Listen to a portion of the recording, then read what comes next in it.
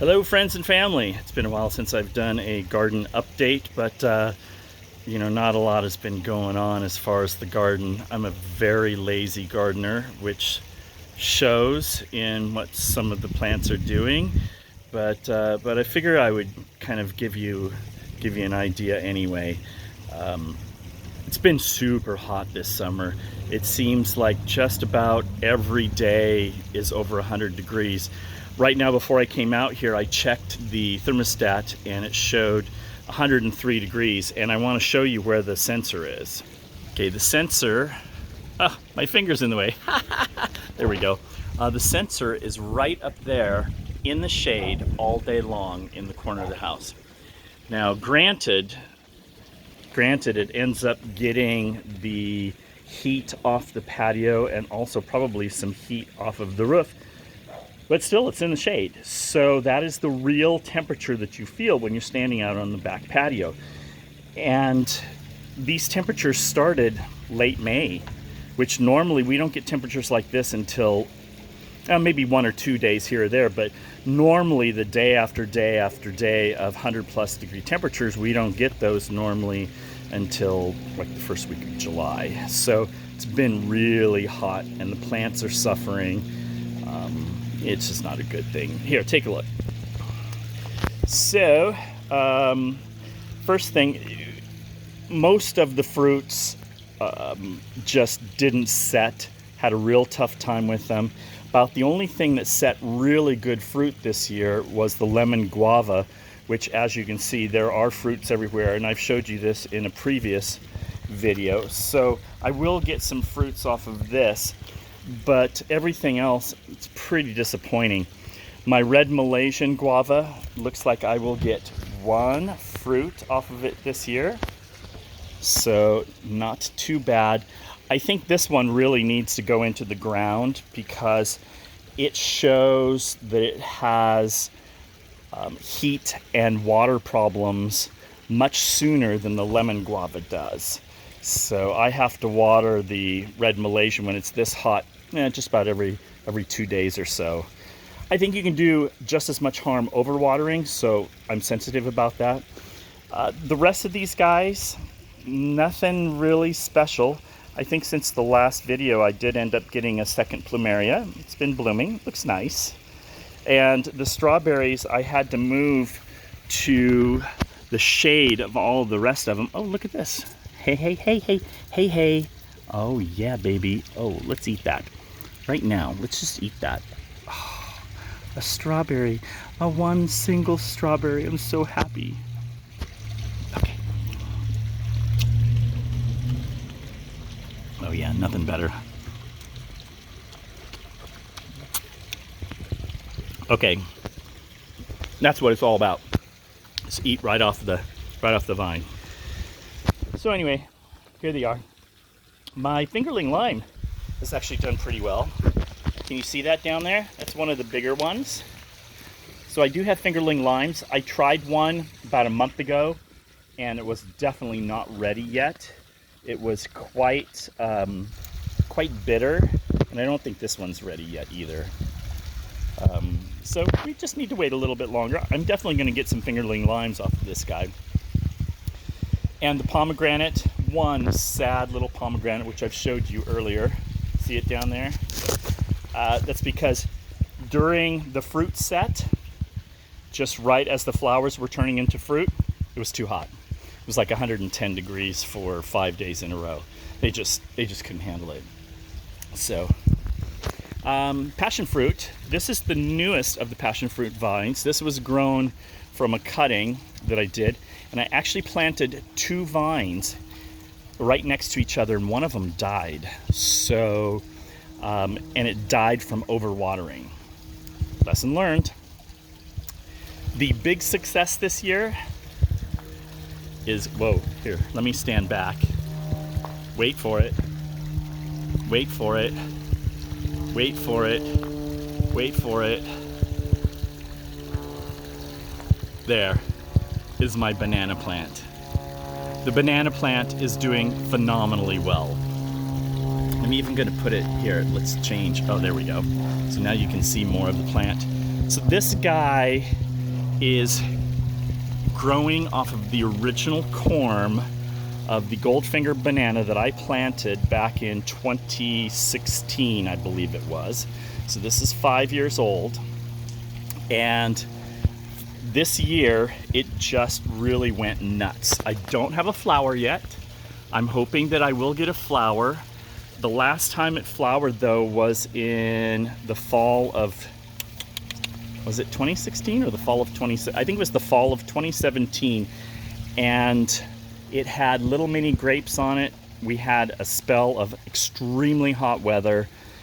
That was one of the days that it was 122 degrees here, recorded in Woodland Hills, and the bananas literally turned black and died. So hopefully we will not have that problem, but as you can see, it's getting quite large, which I love.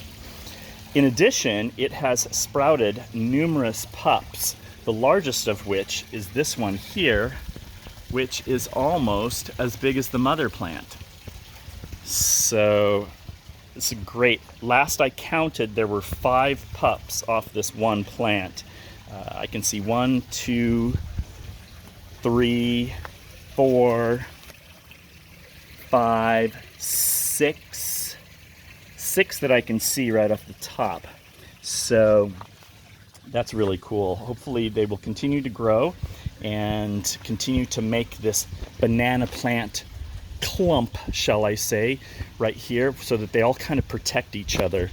It's the Santa Ana winds that really do a number on these banana plants. They just can't handle the dry winds, and we haven't had them yet this season, but they're coming. They always do. I planted a new guy. This is a what do they call it? A grand name. Yeah, grand name banana. This is the cultivar that is the Chiquita banana. And this guy is supposed to grow very fast and be as large or larger than the Goldfingers. So I'm hoping that this too will get some pups and help with the clump of bananas. This is my original passion fruit vine, and as you can tell by the color difference, here, let me change to the normal setting. There you go. As you can as you can tell, the color difference between the two vines. This is my old vine that's just turning kind of yellow. They only live about 5 to 8 years, and this is coming up on what, 5 years old, 6 years old. So it's showing its age. Did not get much of a fruit set at all. There's a couple on it. And sadly, the rodents have discovered that they can eat passion fruit. So they're getting into the passion fruits relatively quickly. Could also be just the fact that it's so unbelievably hot and dry. Maybe they're just eating whatever they can. This is the newer passion fruit vine.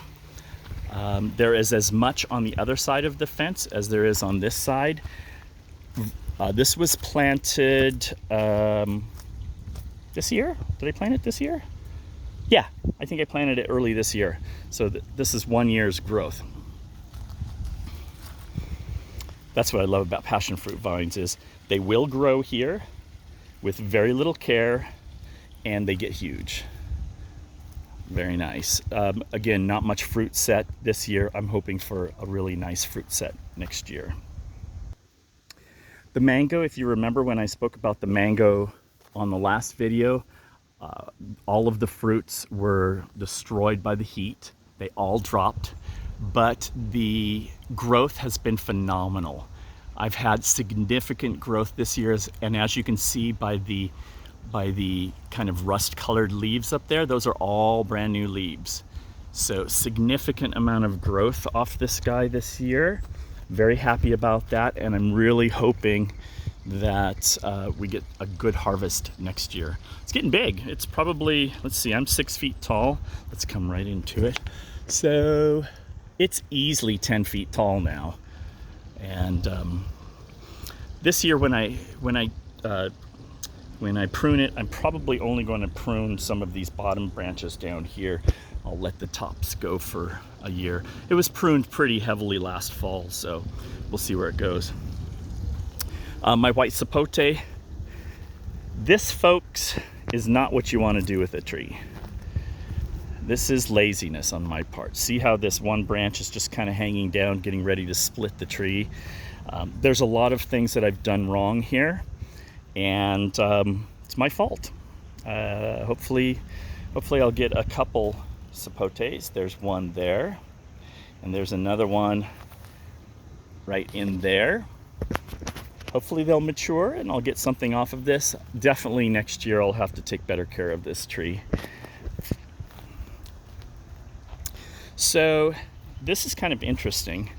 That is my pineapple guava. Didn't really do much. Flowered like hell. None of the flowers set fruit. Not a single fruit on this. But I did get some growth. And what's really interesting is this wonderful ground cover. It's a type of, I don't know if it's a clover or what it is, but it's been covered with flowers the entire summer, and during the day, the bees are everywhere. And I will do anything I can to encourage bees to come to my yard. So I am watering this every so often and keeping this going, and it seems to be doing really well. I don't know what it is. I should look it up. But it's sending these runners out. See these runners off to the sides?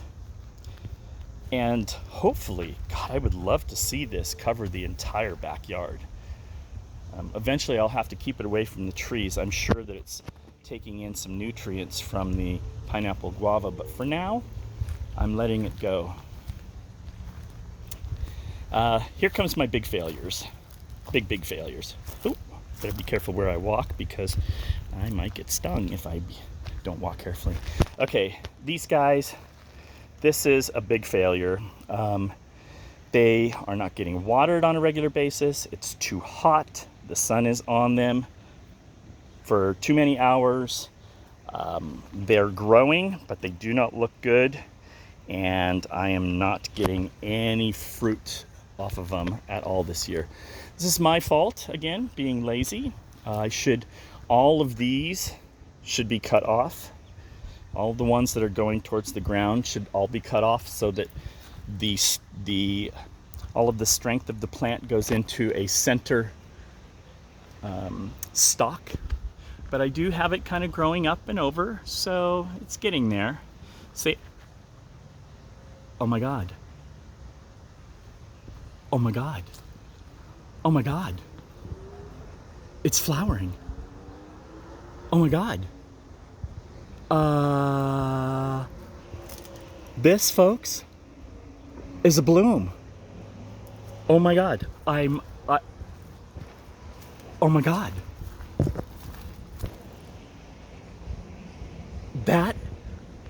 It just showed up. It's a bloom. I am blown away and actually a little emotional right now because I just didn't think that this was going to bloom ever. And it's only been a couple days since I've been out here, and look at this. Oh my goodness. So now the trick is to watch it like a hawk.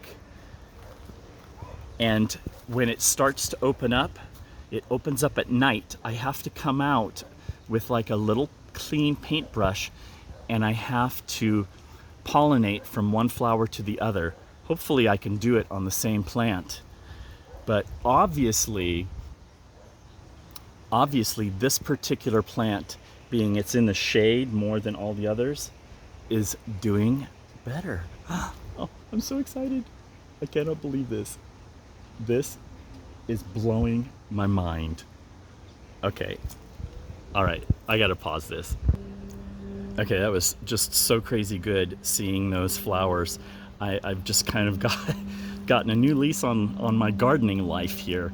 I thought it was a complete failure, but look at that. I mean, we've got a couple blooms on the on passion fruit. That is just blowing my mind. I mean, I would be amazed if they actually set fruit.